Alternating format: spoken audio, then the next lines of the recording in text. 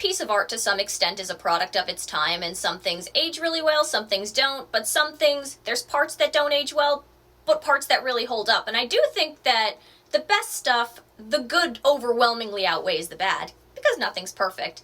Daria absolutely is one of those shows that holds up very, very well, especially as how teens think and a commentary on the world that you're just starting to enter. It was made in the 90s, and it is very 90s in a lot of ways, including some of the attitudes that it has and some of the values. Again, that's when it was made. That makes sense. But what I really like about this show, that a lot of shows, especially geared towards this demographic, don't do, is that it does give the characters a degree of depth and humanity that you wouldn't normally see. For example, Daria, you know, she's very, very smart, she's very perceptive, but she still gets crushes. She still does dumb things for crushes. She's still needlessly judgmental, and I think now we have a little more of an understanding of it's not just nerd good, jock bad, or outcast good, popular bad. There's more of an understanding in this show that I don't even see in a lot of today's shows. Daria's not always right, and there are times she is an asshole, and she does need to be called out, and she does need to change her views on things, and in some ways it is a cope. She does get jealous of someone like Quinn who gets more attention, and how life can be really unfair, you know, if you don't meet whatever superficial standard.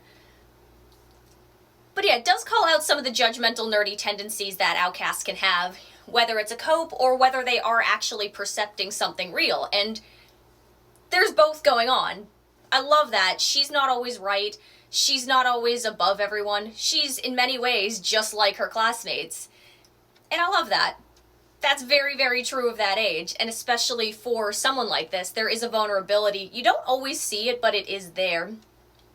And on the other side, there is a degree of depth in the character she usually judges, and oftentimes she is right to call out the idiocy and shallowness, particularly in her sister.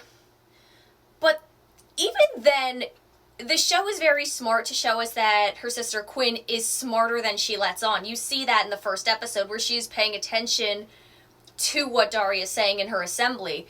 And you do see, there is an episode where Quinn even has a little bit of, even though she's coping, there are hints that she wants to be as smart as Daria, but in some ways she knows she's not going to get the attention, she's not going to reach her level, so she has to find something else that gets her attention, that gets her noticed in her own right.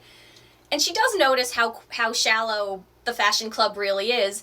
She even says, well, sometimes I think outside of myself, and I just wonder, don't these people have anything else to talk about but boys and cars and shopping? But then what would we talk about? We all have to be good at something.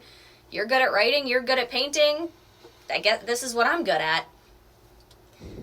And even then, there is a coming together and an understanding. I feel like there is a degree of depth and love geared towards people like that you don't really see in a lot of other writing, because most people who go on to create media, especially really popular media, were the Darias of the world. People who were very, very smart, but outcast. People who who did not fit in. And there's a bit of a nerdy resentment that comes with that, but I like seeing that in this show, there is another side. The people you think of are dumb can sometimes have a really good point. And even the smart people need to be challenged on their views. Even the popular cheerleader stereotype, Brittany, most of her stories, you know, she mostly gets involved in the romantic drama with her quarterback boyfriend, and yeah, there is a lot of, playing the game and caring about something that doesn't have much value beyond high school, but at the same time, they're not bad people. They are, superficially, they are one note, but they're really not. I mean, Kevin, the football player, just wants to be liked, and that's very human, that's very normal, but even Brittany gets a moment of humanity. There's an episode where Daria gets contacts, everyone comments on how great she looks with contacts and without her glasses, and Daria feels like, oh, there's her integrity, because she cares about her appearance, that she's vain, and that means she's not a smart person. But it's Brittany who even says, hey, if someone like you can care about your appearance, maybe I'm not a bad person for caring about mine.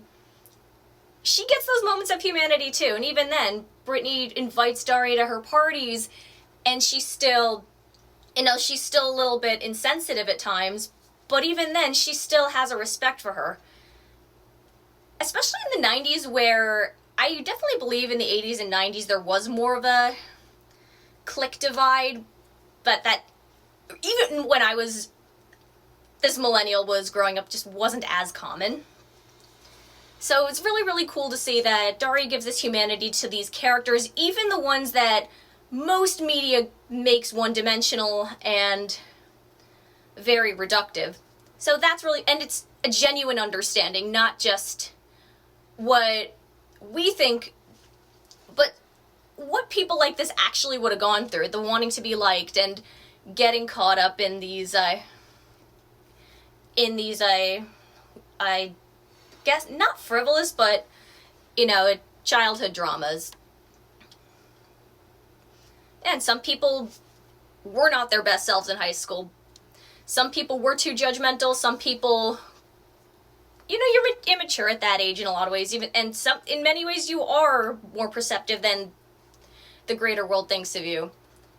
But for what a lot of people actually go through, this show represents a wider variety of personality and depth and issues. It gives more of a depth to characters that are usually very archetypical, very tropey, very one note. And it does so in a very realistic way that's still very true to this day.